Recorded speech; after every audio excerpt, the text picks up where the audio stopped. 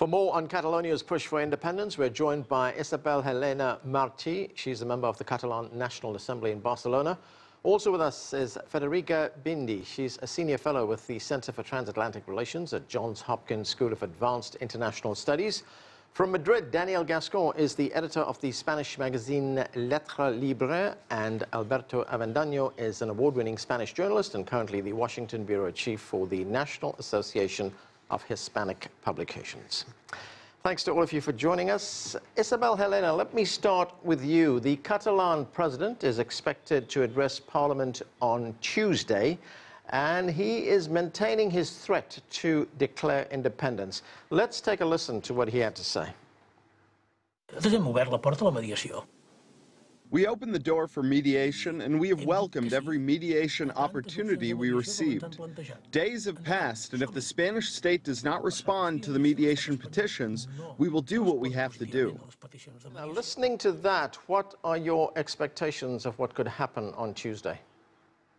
Well, exactly what the president said. He said that he recognized that after what happened on October the 1st in Catalonia during the referendum day, the Catalan people had earned their right for independence, and that he would at all time abide by law.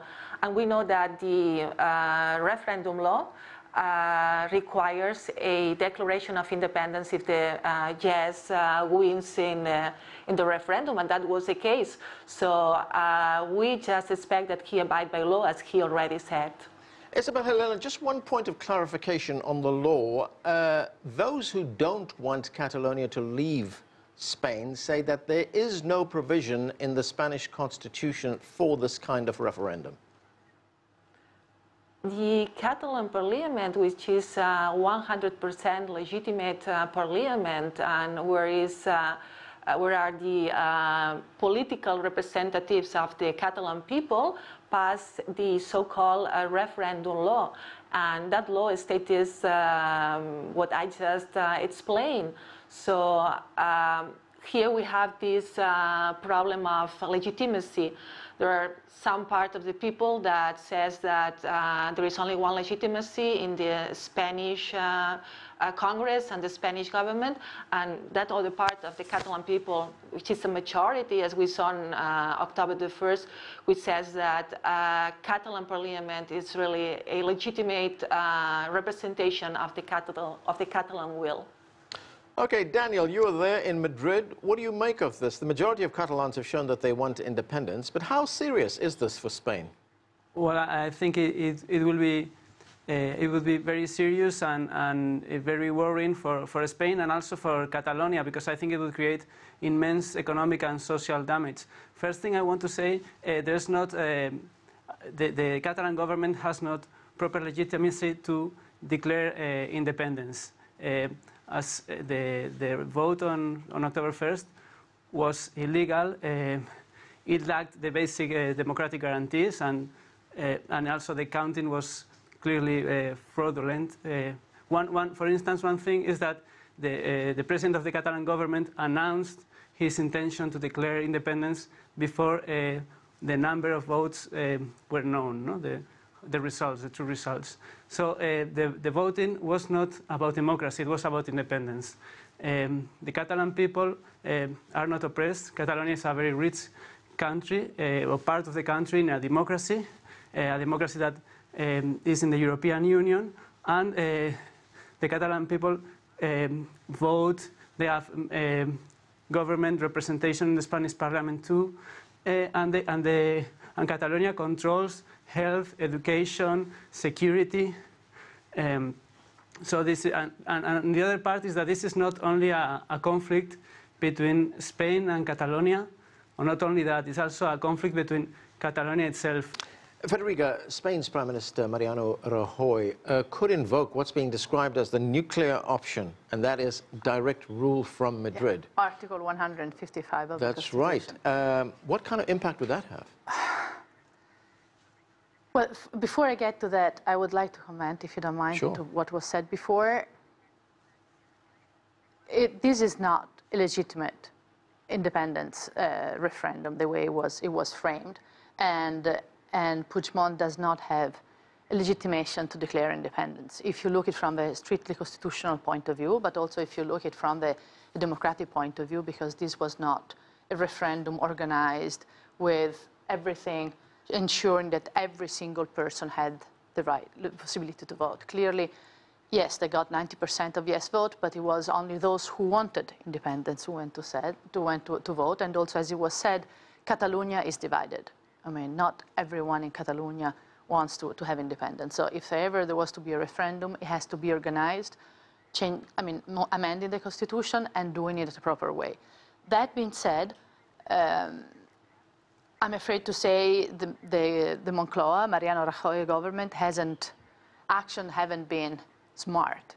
He sought confrontation, and he hasn't responded to the offers that Puigdemont did of negotiating. And so it's creating a situation which is more and more tensed. So calling for Article 155 would be correct from a constitutional point of view, but it would be the equivalent of a declaration of war. Right. Alberto, what is your view on this, particularly to the point that Federiga just raised about the Spanish government response to that referendum? You know, there was a lot of violence on the streets, 900 people injured. Did that have the effect of actually polarizing the two sides even further? Indeed, and also the way social media and international media behaved was a little disturbing on that point. But let me tell you some personal background. I was young and active during the transition years in Spain.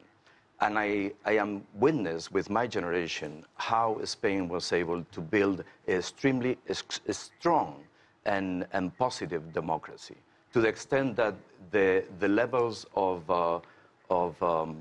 autonomy, the levels of liberty, the levels of cultural renaissance that Catalonia, together with the Basque Country or Galicia, enjoy, are unique, not only compared to our own past in Spain, but compared to any other societies throughout the world. So we have a very strong democracy in Spain, but we have right now a scenario where been there before. Yeah, in the 1600s we've been there. Yes, in the 30s we've been there.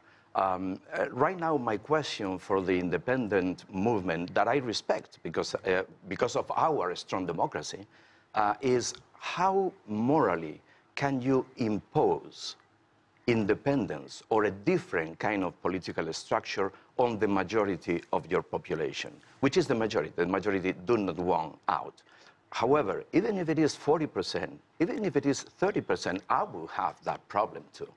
So that's my personal take. Regarding what Federiga said about the 155, I have to point something. This article is based on a German article of the Federation in order to take care of the unity of the Federation in Germany. And in Spain, that wouldn't mean getting rid of the democratic accomplishment of the autonomy, but just getting rid of the current political situation.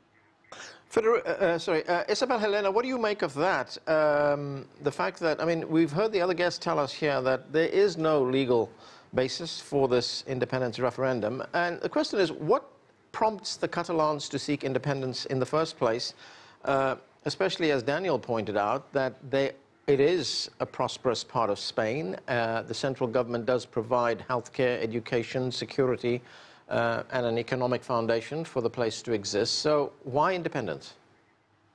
Well, first of all, we need to find the origins of the current crisis in Catalonia in the repeated refusal on the side of the Spanish government to implement, to carry out territorial modifications so the Catalan people would be able to decide about their future. There is a very large majority. The poll says that above 80%, between 80 and 82% in a consistent manner, the poll says that the Catalan people want to decide their future. We have sent our political representatives to Madrid as many as 18 times trying to start conversations, to engage into negotiations with the Spanish government. But each single time that they went there to Madrid, they slammed the door behind them. There is this intransigence coming from the Spanish government trying to make a solution, to arrange a solution for this widespread demand of Catalan people. And that's the origin of the problem. It's kind of surprising to hear about this majority of people that want independence in Catalonia, because precisely this is what we want, and this is what we want to do, holding a referendum to see whether or not there is a majority of people of Catalonia that want that our country become an independent country. It's that easy. There is no need to speculate whether or not there is a pro-independence majority or a unionist majority. Let's just cast a ballot. Let Catalan people decide and see whether or not there is a majority in Catalonia for independence. Okay, I have two people in this. And let me just a few seconds, please, to finish to answer your question. Yeah. The thing is basically that we want to be in a 21st democracy. We want an advanced democracy, and we want the Catalan people to have in their hands the power to decide their future. That has nothing to do with being a prosperous or a rich region in the northeast part of Spain.